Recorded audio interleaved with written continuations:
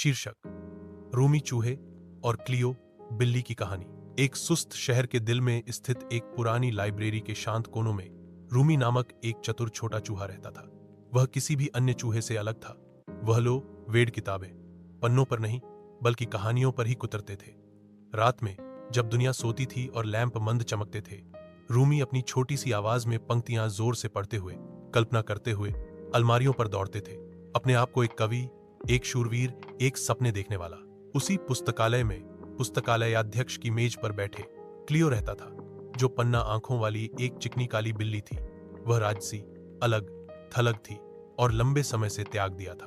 उनकी प्रजाति की सहज प्रवृत्ति उसे चूहों का पीछा करना उबाऊ लगा। इसके बजाय उसे लैंप की रोशनी की गर्मी, कागज की सरसराहट और पुराने चमड़े की जिल्दसाजी की गंध पसंद थी।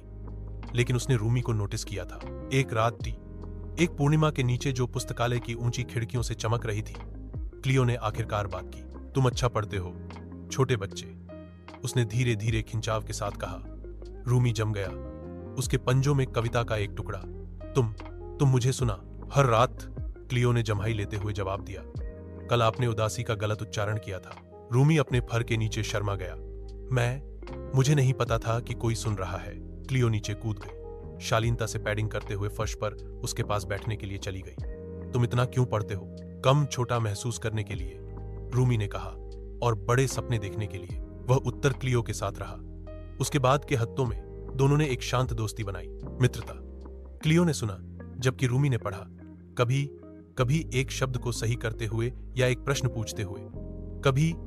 कभी वह अपने विचार भी साझा करती थी। रूमी को अपनी बुद्धिमत्ता से आश्चर्यचकित करती थी।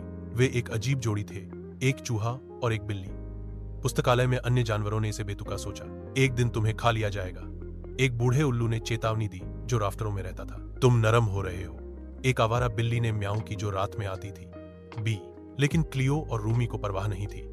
उन्हें अपने बंधन की विचित्रता में आनंद मिला। उनके दिल एक दूसरे को इस तरह समझते थे जैसे कोई और नहीं समझ सकता था। एक बरसात की शाम, लाइब्रेरियन एक नई बिल्ली ले आई, एक इंगर टॉम, नाम ब्रूनो युवा था।